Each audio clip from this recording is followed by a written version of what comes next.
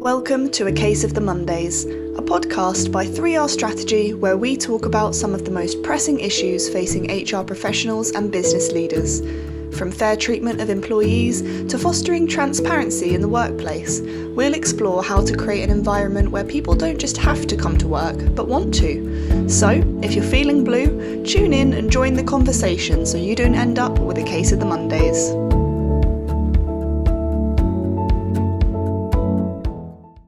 Welcome to another Reflections episode of A Case of the Mondays, a podcast by 3R Strategy where we help our clients reward, recognize, and retain their talent through pay transparency.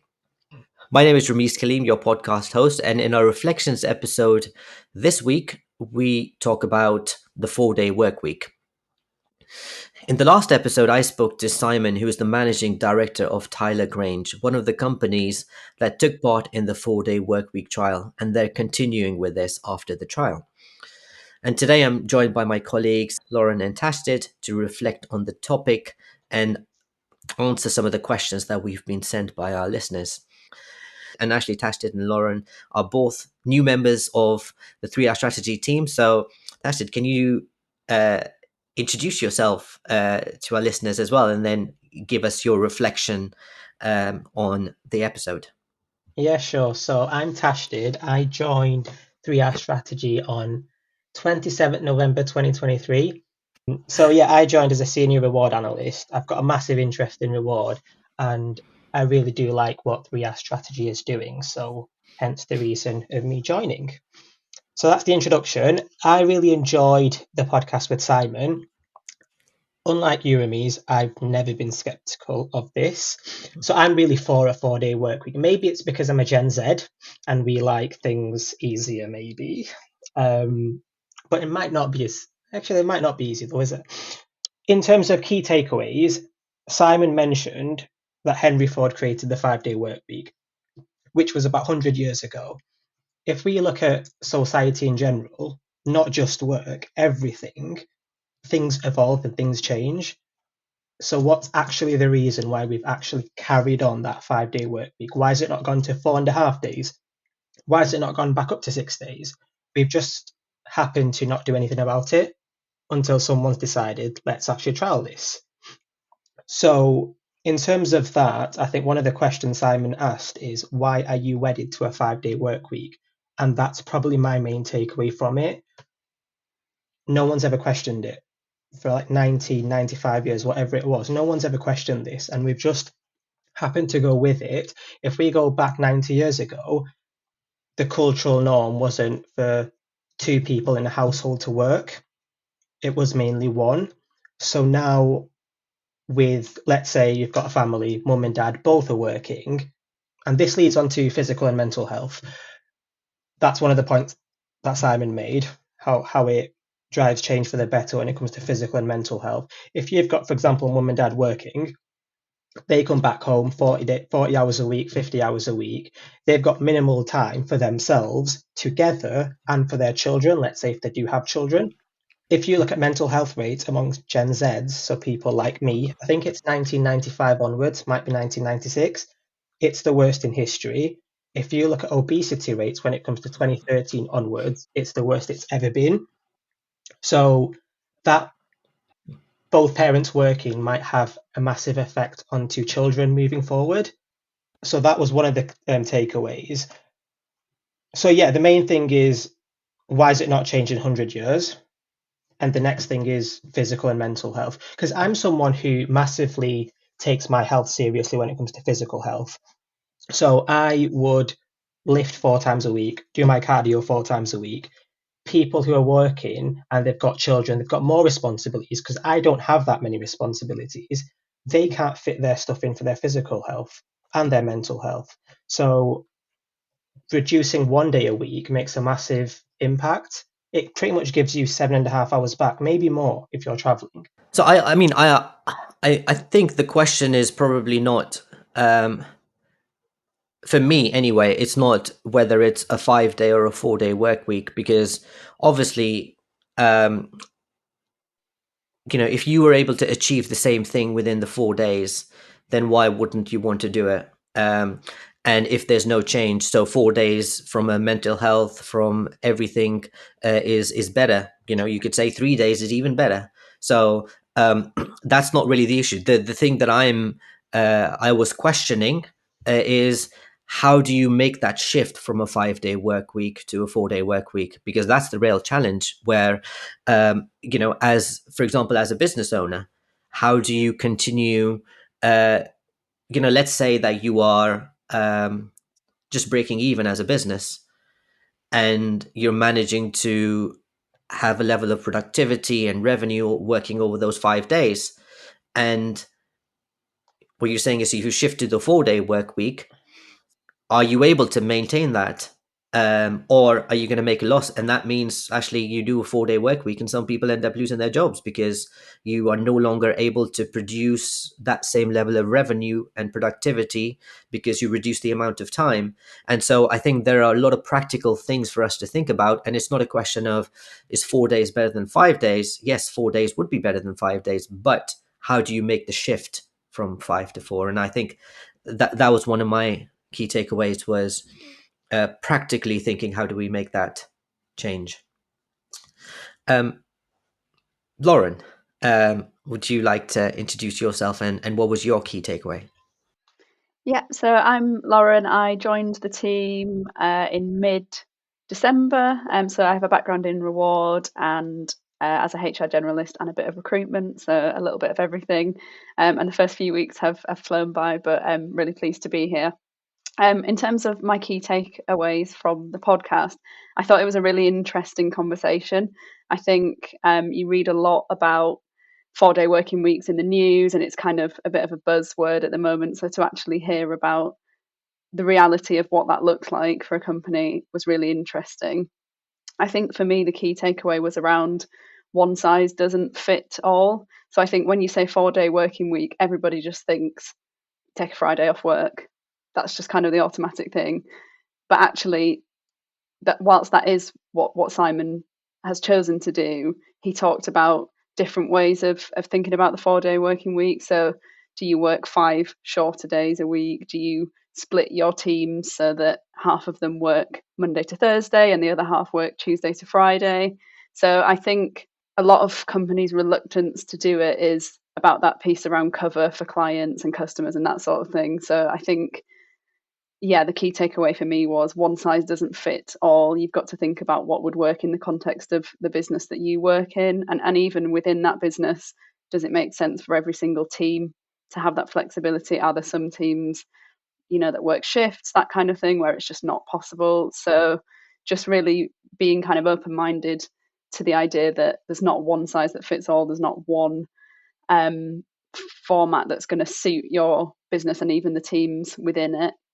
Totally was kind of the key thing I took away. Yeah, I think that was definitely a takeaway around, it's different for each organization. So for me, the key takeaway was, because Simon was actually saying, don't do a 4-day work week. Don't just switch to a 4-day work week, because, and again, as a business owner, the thing that really that stuck with me is, he did say that in the first month or couple of months, they had a big dip in their productivity and revenue, and that that can be scary, because what if those 2 months is the difference between your survival as a business or not? And so for many businesses, that can be a difficult choice. But if you practically think about the question of switching from 5 days to 4 days, what you are saying to everyone is, you're going to work 80% of the time, and I want you to continue delivering 100% of your productivity. And so how does that happen? Does that mean that people are currently not being productive? Because they can certainly become 20% more productive by working 4 days. Or are we saying to people that you need to work longer hours outside of working hours to make up for that extra day? How are people going to become 20% more productive overnight? That's what we're saying, right? It needs to happen overnight. I think if you put enough friction in front of someone, you will find more efficient ways to do things. you naturally will. And also in terms of productivity, I don't think it's a one size fits all in terms of, for some people, they won't be more productive. They just won't. They like to space things out maybe over 5 days, whereas some people will just like to sit down for 3 hours, get loads of stuff done, and not have a break at all. In terms of the psychology part of it, have you heard of the Parkinson's law? You basically work expands to fill the time allocated to it. So going back to university, what people do when it comes to assignments, I've got 4 weeks to complete this, I'll leave it till the end.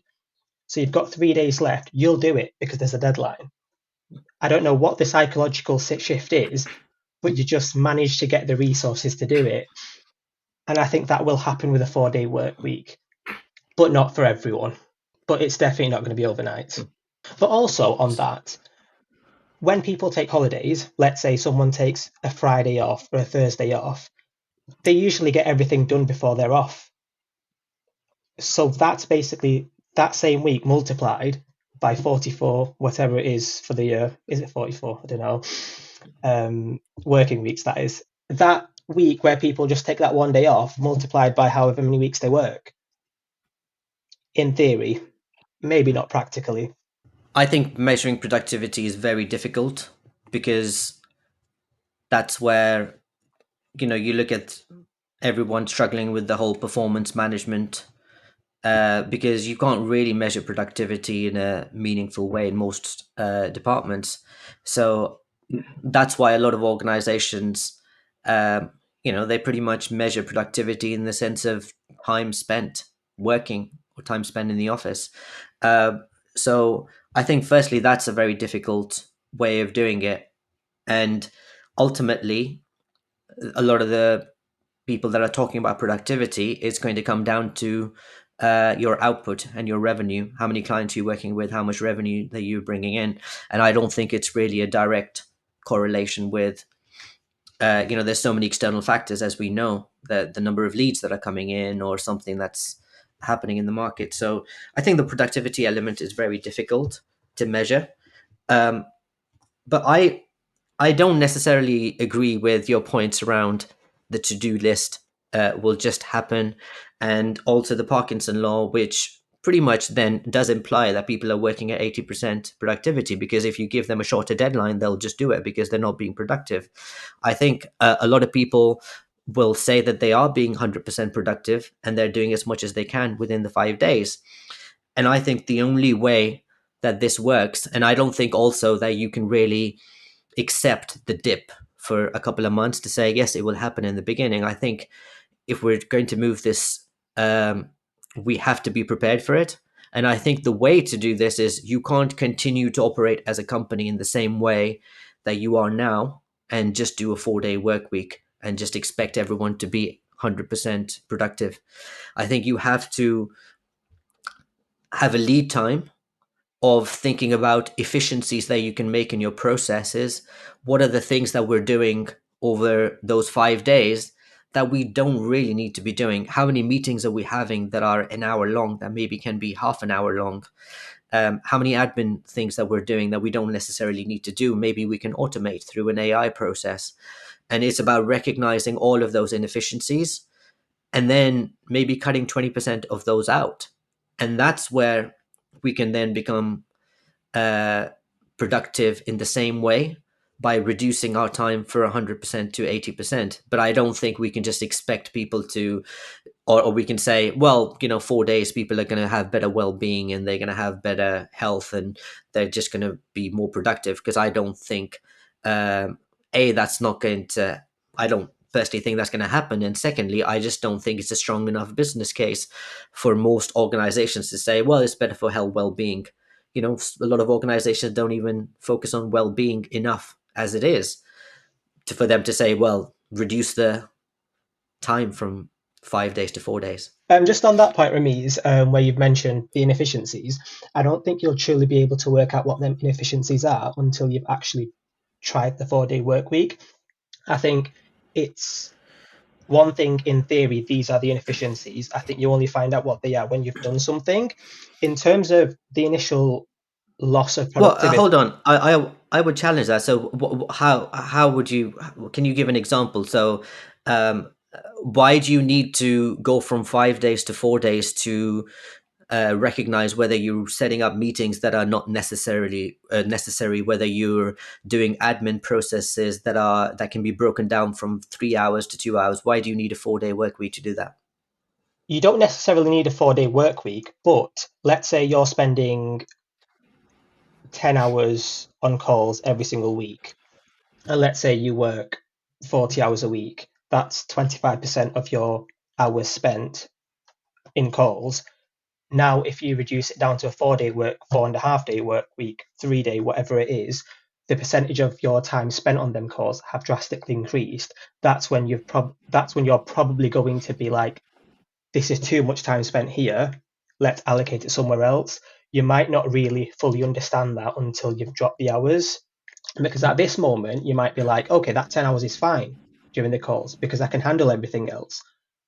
But when you drop the time, you might be like, okay, this is too much time. So this is where I guess the psychology comes in, and then secondly, the dip comes in, because you're saying I will make that switch to the 4 days, and then I'm going to recognize the inefficiencies, and then I'm going to do something about it. So there's the dip that comes in for a few months, and then you go back. But why can't we look at things that we're doing in the 5 day work week to say, why is it taking me 10 hours to do this? Is there any way I can make this 8 hours? Why is it taking me 5 hours to do my admin? Can I not do this in 4 hours? Why do we need to make that shift first before recognizing those inefficiencies? I think people naturally do look at them things in terms of making their work more efficient. But if you're still doing a 5-day work week and nothing's changing, I don't think people have got the same amount of motivation to actually check for them inefficiencies, if that makes sense. And I think it's a Yeah, bit theoretical to look at it like that. It's kind of like, I'll use an analogy. It's like a football manager saying, let's switch these players around in these positions. You don't truly know what the outcome's going to be until you've tried it, whether that's in a training session, in an actual game. In terms of the drop in productivity, I think that is natural and it will happen. But once that happens and people are like, okay, these are the inefficiencies, over time, that will lead to more inefficiencies being taken out. You could put that in as someone's objective or everyone's objectives. How can you make yourself more efficient, but you get something in return? And that's the 4-day work week. I think people won't naturally do things if they're not getting anything in return, if that makes sense.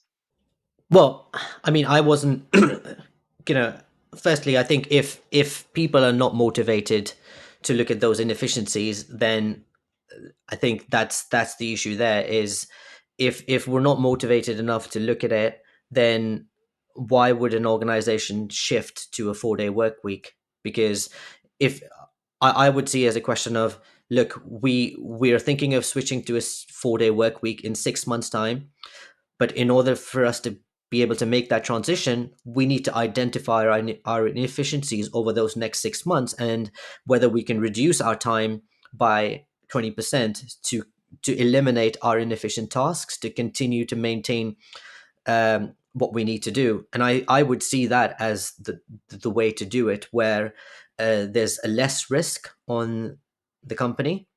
There's that, I guess, that motivation for people to say there's something they're going to get out of this.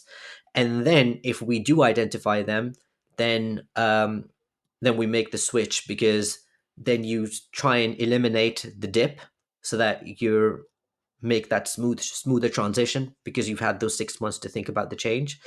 So that's what I mean about, thinking in advance, rather than not having those 6 months and saying, okay, we're switching to 4, and now let's think about the inefficiencies.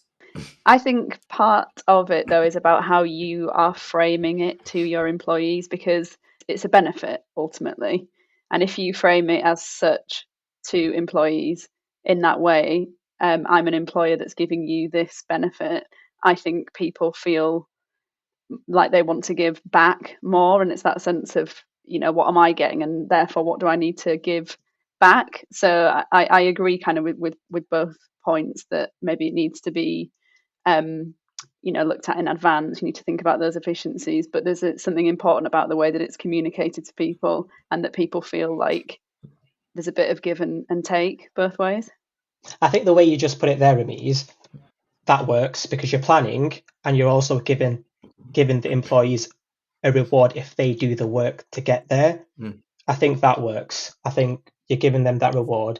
It's something to chase, and I think we all have goals, aspirations, not just in work, in every aspect of life. So if that's the end result, people will put the work in to find the inefficiencies.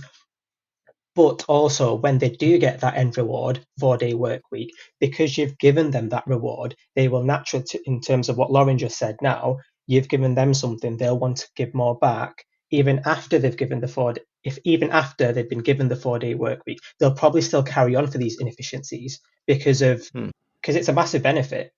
So we've got a listener question on this topic, which comes from Sam. So she has asked if there are any organisations or industries this categorically wouldn't work for. So I'll let you answer that as the expert. Well, firstly, I'm not an expert. I just spoke to Simon last week. He's the expert. So I can't be answering this as the expert. But I mean, I sort of broke this down into 5 things that need to be done. And I think that sort of highlights which organizations this would suit and which it wouldn't. The first thing is what we just discussed around, 100% productivity, working 80% of the time, and 100% pay. And I think this is for every organization. You can only do this if you can change the way you're working. You can't just operate in exactly the same way that you are now and deliver the same results in 80% of the time. So I guess if you are, maybe a manufacturing company and you can only produce a certain amount of output in a particular time, that output can't be produced in 80% of the time unless you increase the efficiency of your machinery or whatever that is. So I guess that could be one sector that is difficult unless you have technological improvements. The second thing I think is it's a mindset shift for leaders, because it's about how do we value productivity, right? And for a lot of leaders and organizations, they look at productivity as hours worked. Because that's the only way that they can measure productivity. They can't say, somebody working in legal team, it's how many billable hours they've had, and that's their productivity. And so if there's no meaningful way to measure productivity, it's only about the amount of time you've spent. It's how do you get that mind shift change, or how do you deliver the same output within the same with 80% of the time.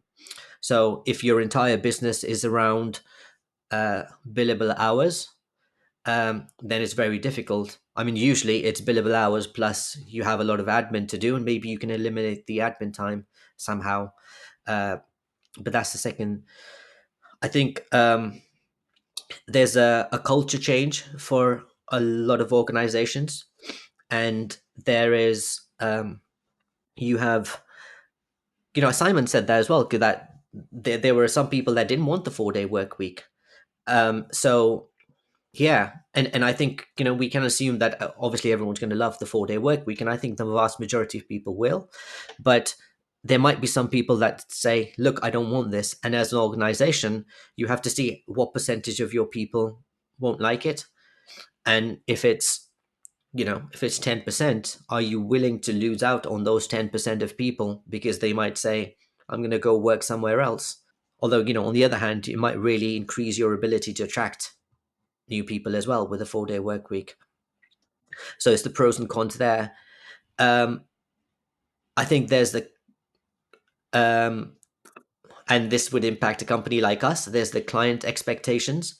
So if clients want cover 5 days a week from Monday to Friday, can you say, well, to all your clients, we're not going to be available on Fridays anymore, we're not going to be available on Mondays anymore, and then see if any of those clients say, look, that's not going to work for us, and again, Simon gave that example. They had one.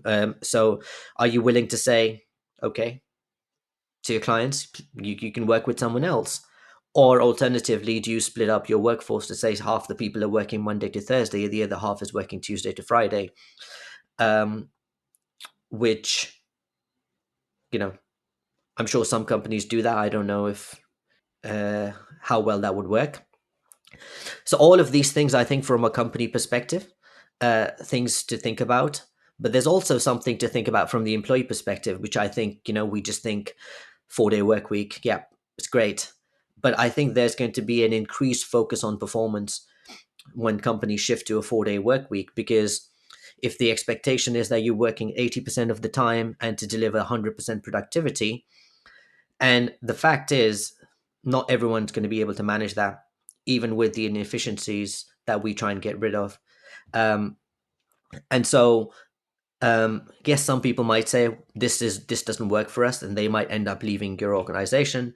But there might be a lot more performance conversations between leaders who, are suddenly thinking, well, I'm not seeing this person work, 8 hours of the week, and they're not delivering as much, or they're delivering slightly more but still not 100%.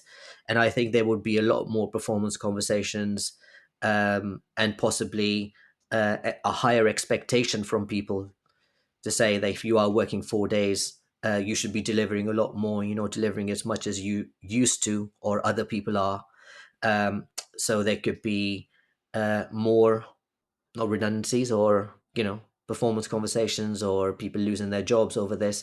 So there is definitely something for people to think about and see whether they can manage the 80% time. All I'm saying is they, I think that we used to work a 6-day week, 5-day week. If every organization, if the whole country and says we're going to move to a 4-day work week, I don't think there's that much of an issue. But if you have 90% of organizations working a 5-day work week, and you one of the 10% that are working a 4-day work week, then there's a greater emphasis on you to say, well, this is a big perk and a benefit that we have as an organization, and we need our people to be performing at the top level to be able to do this, or we need to be at least delivering at the same level we used to when we were working 5 days. And so I think there's a much higher emphasis on performance if you are one of the few companies that are doing this. If the whole if the whole world moves to 4 days, I don't think that's much of an issue. It's the same conversation that we have now, but I just think it's a much different conversation if you are one of the few offering this benefit. Before we had this podcast, like I said, I was a little bit skeptical, but now I would think, I think this should be the aspiration. Is this is where we should try and aim for? But I think it's just there's I think particularly it's difficult for very small or organizations, because you're still trying to grow and establish at that stage, and this is too big a risk. But and it might be too big a risk for very large organizations like a FTSE 100 organization as well. So this is probably more ideal for like SMEs, I would say. And if you can manage this well, and if you are able to implement it, like, imagine trying to recruit as a 4-day week paying the same salaries. You already have an advantage over 90% of your companies in trying to attract the best talent. I've always thought if there's too much friction in an organization, like you say, in small businesses and very large organizations, would the first point of call be to go to a 4.5-day work week, or 9 out of 10 days? So one Friday off, let's say every 2 weeks, and trial that first, and then go on to a 4-day work week. Because then if the 4.5 days doesn't work, or the 9 out of 10 days doesn't work, the 4 days ain't going to work. So do you think that's a good idea? Maybe trial that first? I think it's the same concept of looking at your inefficiencies and planning, for example, 6 months in advance. And if you can find those inefficiencies and the way to reduce your time by 10%, then maybe it's 4.5 days. But I think once you start to look at those inefficiencies, there's that big 80-20 rule of 80% of your output is delivered by 20% of your key activities. And I think if once we start to look at those efficiencies, I'm sure that we could eliminate 20% if you really wanted to. So I don't think it's that much. If you decide to go down that route, I think not, the 4-day work week is achievable. And if you're going to make the shift, you might as well make the full shift.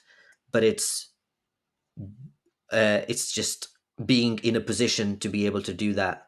Rameez, you mentioned before that it'd be much easier to recruit people if you're a 4-day work week business because it's a massive benefit. The question is, do you think turnover rates will go down if you offer a 4-day work week? Because let's say 90% of organizations are still doing the 5-day work week and you've got a 4-day work week. There's less chance that an employee would want to move from a 4-day work week to a 5-day work week. So one benefit is it's easier to recruit people, but also there's a massive benefit in retaining people in the long term. Yes, yeah, I think 100%. It's definitely going to help with retention. I think Simon mentioned it as well, and like you said, it's the sort of thing that you can get used to. Where, again, with our example, if you get used to remote working, and you think, I'm now only going to apply for other jobs that allow me to work remotely all the time, then that limits the number of places that you can move to. And if you get used to the 4-day work week and you think, look, I don't want to take a 20% pay cut and work part time, but I'm only going to apply for other organizations that do 4-day work week, then that's a benefit that you're not willing to give up. And so as an employee, it limits your options, but as an employer, it makes you a lot more attractive. And you could say that about other things like, let's say you really value private medical. And you say, I'm only going to work somewhere that gives me private medical. Again, that limits your options and that makes you, as an employer, better able to retain your people. I think that's a big positive of the 4-day working week, or a big benefit is as kind of a selling point for recruitment, especially in a very candidate led market, which it is, and people are picky and people won't go back to old ways of working. I think taking the pandemic example now, most people are used to working remotely at least maybe 2 to 3 days a week now, even though there might be some push to go back into the office. But a lot of people would now say, I'm not going to go back somewhere that wants me to be sat at my desk 5 days a week. So I think it's the same sort of idea. Yeah, the other thing Simon mentioned was quite complicated for them was around the whole holiday. But I mean, for example, in our case, that would be quite easy, right? Because there's nothing to do, because we don't really have limited holiday, so it's just manage it in the same way that we manage it now. It just means if you're going away for a week, you're taking 4 days off instead of 5 days off. I think it's just to be managed. I think it can just be managed or thought about in a very similar way to part-time holiday. Now that if somebody works part-time, it reduces their holiday by that amount, or maybe you choose not to do that and you keep the full-time allowance. But I don't think it's something that's unheard of. It's just how you choose to do it. And I guess it goes back to that flexibility of one size doesn't fit all. Some people might think, well, you're only working 80% of the time. So in our company, that means you only get 80% of the holiday. Some companies might say, well, you're putting in 100% of the effort, so you still get 100% of that allowance. So I think it goes back to the individual business and what works as well. Yeah. So thanks, Tasted Lauren, for your comments. I think this was really interesting topic because it's something a lot of people are thinking about or wondering about because they're not sure how it's going to work. And if I was to summarize, I would say, well, my view anyway, is that I would say this is something that isn't necessarily going to work for everyone because it's a big culture change. So if you think about so many organizations mandating a return to work, a return to office policy, they don't even trust people to work from home. How are they going to trust people to work 4 days a week? But if you have that culture, I think it could work really well. And it immediately makes you much more attractive. So it's more of an aspirational place to be in, and it may not happen now or in the next year, but I think it's something to try and aim for in the future. But as I think, unless this is something that is mandated by, at a national level, I don't see this happening in a large scale in the next year or two, because, like I said, you have so many companies that are asking people to come into the office. I can't see them allowing people to just work 4 days. And I think, we try and always look at inefficiencies and how we can improve, but it really needs that culture of trying to find better ways of doing things um, before you can switch to something like this. So thanks again for listening, and for our listeners, and Sam for sending in that question. We'll join you next month on another episode of A Case of Mondays.